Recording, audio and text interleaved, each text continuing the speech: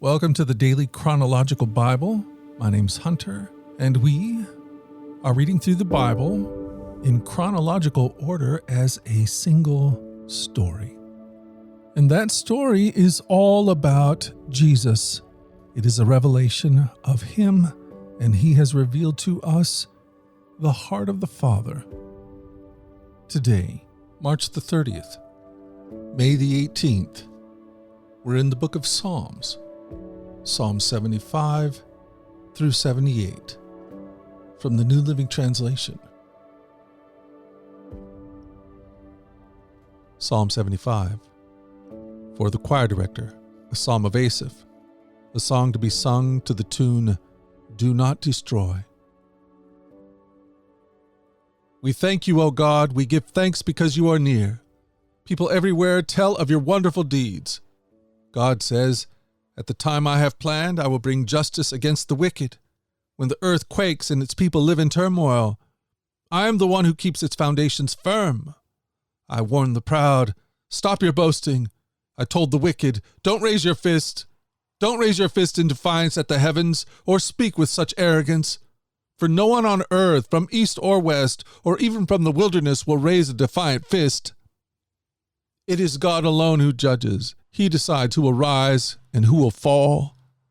For the Lord holds a cup in his hand that is full of foaming wine mixed with spices. He pours out the wine in judgment, and all the wicked must drink it, draining it to the dregs.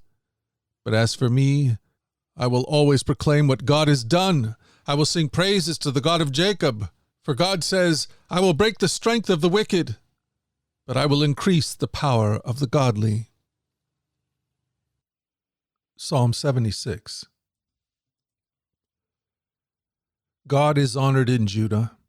His name is great in Israel. Jerusalem is where he lives.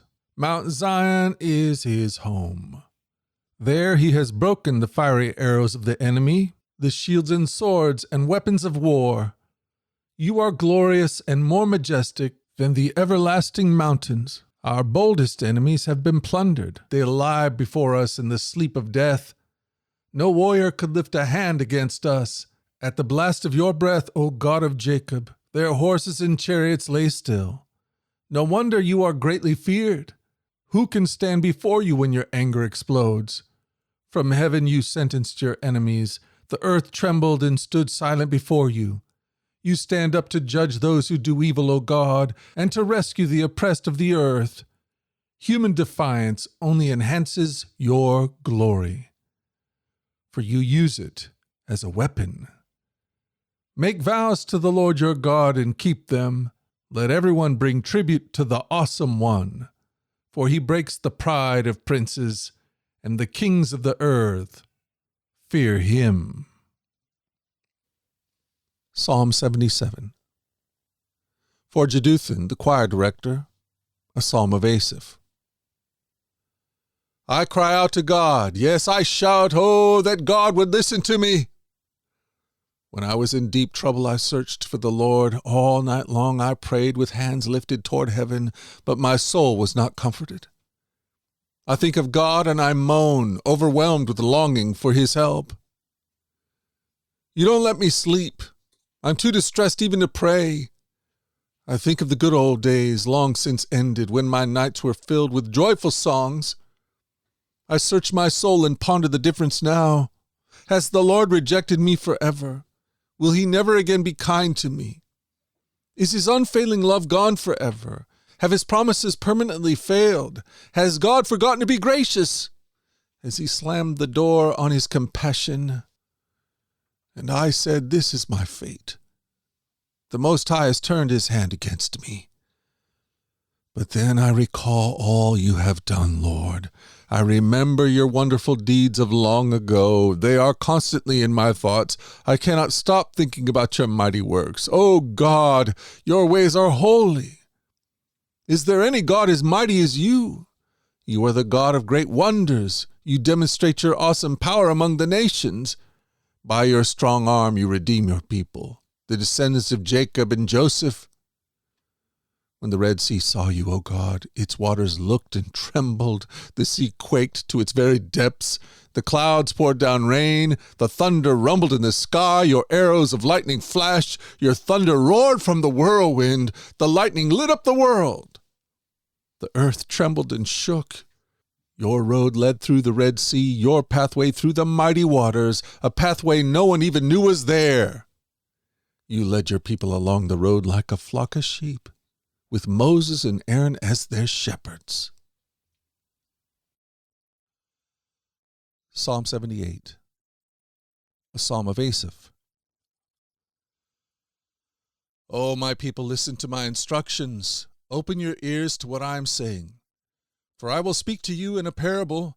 I will teach your hidden lessons from our past, stories we have heard and known, stories our ancestors handed down to us. We will not hide these truths from our children. We will tell the next generation about the glorious deeds of the Lord, about his power and his mighty wonders. For he issued his laws to Jacob. He gave his instructions to Israel. He commanded our ancestors to teach them to their children, so the next generation might know them, even the children not yet born. And they in turn will teach their own children. Each generation should set its hope anew on God, not forgetting his glorious miracles or obeying his commands. Then they will not be like their ancestors, stubborn, rebellious, and unfaithful, refusing to give their hearts to God. The warriors of Ephraim, though armed with bows, turned their backs and fled on the day of battle. They did not keep God's covenant and refused to live by his instructions. They forgot what he had done, the great wonders he had shown them, the miracles he did for their ancestors on the plain of Zoan and the land of Egypt. For he divided the sea and led them through, making the waters stand up like walls. In the daytime he led them by a cloud, and all night by a pillar of fire. He split open the rocks in the wilderness to give them water, as from a gushing spring. He made springs pour forth from the rock, making the waters flow down like a river. Yet they kept on sinning against him, rebelling against the Most High in the desert. They stubbornly tested God in their hearts, demanding the foods they craved. They even spoke against God himself, saying, God can't give us food in the wilderness. Yes, he can strike a rock so water gushes out, but he can't give his people bread and meat. When the Lord heard them, he was furious. The fire of his wrath burned against Jacob. Yes, his anger rose against Israel. For they did not believe God or trust him to care for them. But he commanded the skies to open. He opened the doors of heaven. He rained down manna for them to eat. He gave them bread from heaven. They ate the food of angels. God gave them all they could hold. He released the east wind in the heavens and guided the south wind by his mighty power. He rained down meat as thick as dust, birds as plentiful as the sand on the seashore. He caused the birds to fall within their camp and all around their tents. The people ate their fill. He gave them what they craved. But before they satisfied their craving, while the meat was yet in their mouths, the anger of God rose against them, and he killed their strongest men. He struck down the finest of Israel's young men. But in spite of this, the people kept sinning. Despite his wonders, they refused to trust him, so he ended their lives in failure, their years in terror. When God began killing them, they finally sought him. They repented and took God seriously. Then they remembered that God was their rock, that God Most High was their Redeemer. But all they gave him was lip service. They lied to him with their tongues. Their hearts were not loyal to him. They did not keep his covenant. Yet he was merciful and forgave their sins, and did not destroy them all. Many times he held back his anger and did not unleash his fury, for he remembered that they were merely mortal, gone like a breath of wind that never returns. Oh, how often they rebelled against him in the wilderness and grieved his heart in that dry wasteland. Again and again they tested God's patience and provoked the Holy One of Israel. They did not remember his power and how he rescued them from their enemies. They did not remember his miraculous signs in Egypt, his wonders on the plain of Zoan, for he turned their rivers into blood, so no one could drink from the streams. He sent them vast swarms of flies to consume them, and hordes of frogs to ruin them. He gave their crops to caterpillars. Their harvest was consumed by locusts. He destroyed their grapevines with hail and shattered their sycamore fig trees with sleet. He abandoned their cattle to the hail, their livestock to bolts of lightning. He loosed on them his fierce anger.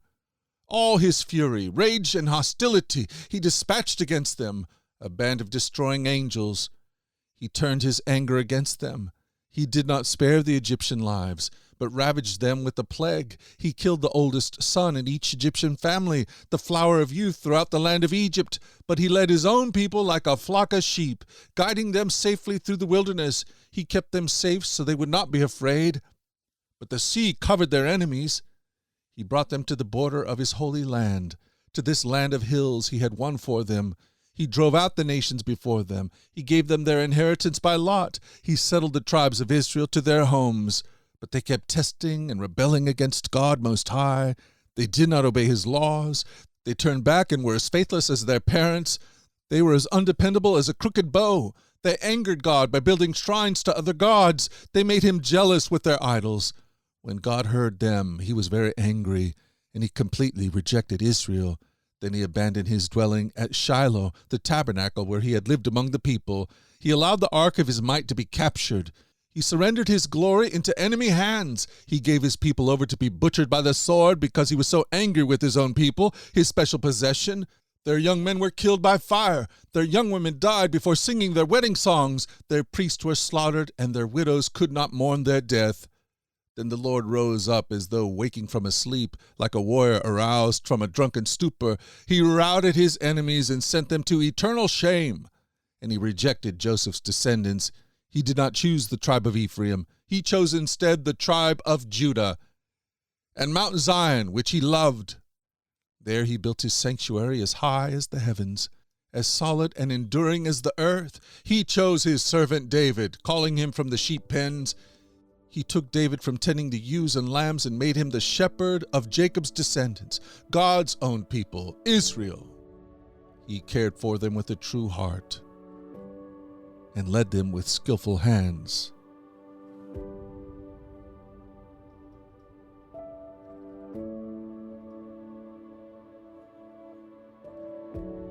Thank you for joining us at the Daily Chronological Bible.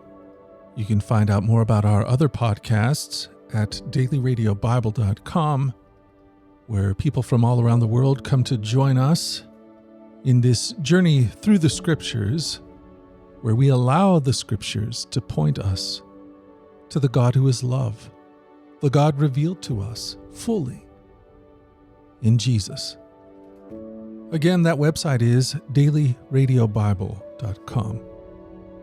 Until tomorrow, let's go forward in God's joy. Let's let his joy be our strength. And let us always remember this, that you are loved.